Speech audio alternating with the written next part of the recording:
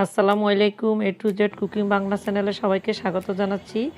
আজকের ভিডিওটিতে আমি দেখাবো কিভাবে দেশি মুরগিকে আলু দিয়ে ঝোল ঝোল করে ঘরোয়া পদ্ধতিতে রান্না করা যায়। আর আমি 500 গ্রাম ওজনের একটি মুরগি কেটে ধুয়ে পরিষ্কার করে নিয়েছি।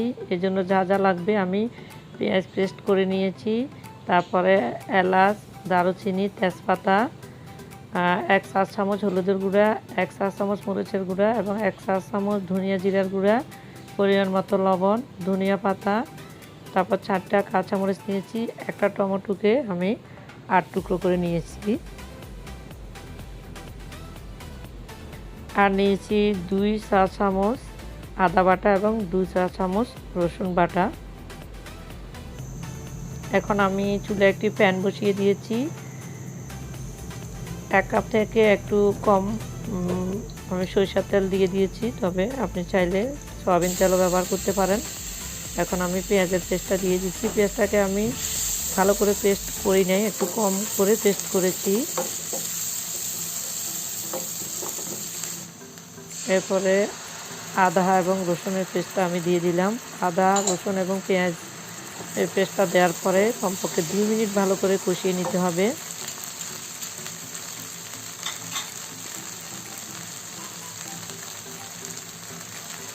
এখন আমি লবণ দিয়ে দিচ্ছি, পরিমাণ মতো স্বাদ মতো লবণ দিয়ে দিতে হবে।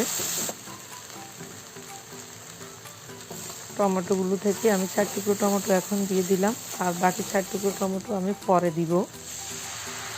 এই অবস্থায় পানি দিয়ে দিলাম। হলুদের গুঁড়া, মরিচের গুঁড়া দেওয়ার আগে পানি দিয়ে দিতে হবে। তারপর তেজপাতা, এলাচ, দারুচিনি দিয়ে দিলাম।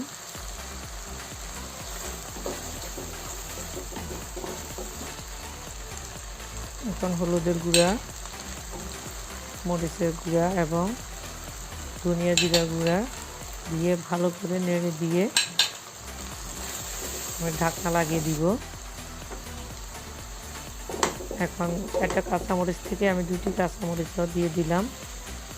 এই মশলাগুলোকে 3-4 মিনিট কষিয়ে নিতে হবে। ঢাকনা লাগিয়ে দিয়ে বারবার নেড়ে দিতে হবে। মশলাগুলো মোটামুটি কষানো হয়ে গেছে, উপরে তেলগুলো বেশি আসছে। মশলাগুলো কষানো হয়ে গেলে মুরগির পিসগুলো আমি দিয়ে দিব। আমি এখন মাংসগুলো দিয়ে দিলাম। মাংসগুলো দিয়ে ভালো করে নেড়ে দিয়ে ঢাকনা দিয়ে ঢেকে দিতে হবে। ঢাকনা দিয়ে ঢেকে দিলে মুরগি থেকে পানি বের হবে, আর এই পানির মধ্যে মাংসগুলো সেদ্ধ হতে থাকবে। এভাবে কমপক্ষে আমি 4 মিনিট মাংসগুলোকে কষিয়ে নিয়েছি। বারবার ঢাকনা উঠিয়ে মাংসগুলোকে নেড়ে ছেড়ে দিতে হবে।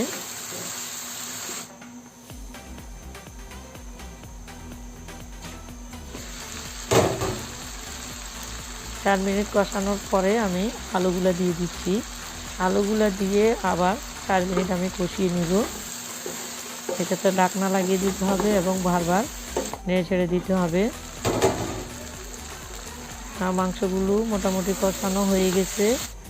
এখন আমি ফুটান্ত গরম পানি দিয়ে দিব। এক্ষেত্রে আমি 4 কাপ পানি এখানে ব্যবহার করব, কারণ দেশি মুরগি ঝোল ঝোল হলে ভালো লাগে।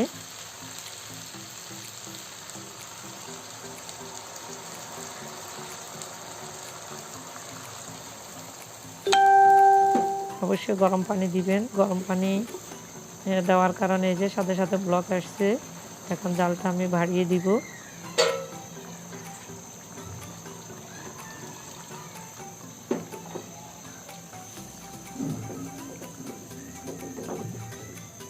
বাকি যে আরও 4 টুকরো টমেটো আছে, ওই টমেটোগুলো এখন দিয়ে দিচ্ছি।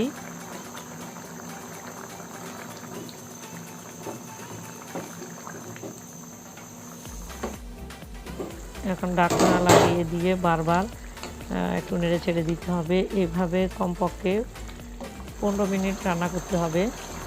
রান্নার শেষ পর্যায়ে 5 মিনিট আগে আমি টালা জিরার গুঁড়ো 1 চা চামচ দিয়ে দিলাম, আর এগুলো দিলে দারুণ একটা ফ্লেভার আসে। বাকি যে 2টা কাঁচামরিচ আছে সেগুলো দিয়ে দিলাম, দিয়ে ঢাকনা লাগিয়ে দিব।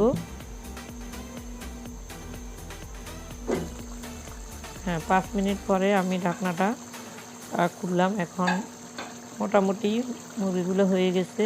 এই অবস্থা ধনিয়া পাতা দিয়ে আবার ঢাকনাটা লাগিয়ে দিব। ধনিয়া পাতা, কাঁচামরিচ এবং টালা জিরার গুঁড়া থেকে ভালো একটা ফ্লেভার আসবে। আমার মুরগিটা রান্না হয়ে গেছে। মুরগিটা রান্না করতে আমার টোটাল আধা ঘন্টা সময় লেগেছে। তো সবাই ভালো থাকুন। আজ এই পর্যন্ত। আমার চ্যানেলটি সাবস্ক্রাইব করুন। আল্লাহ হাফেজ।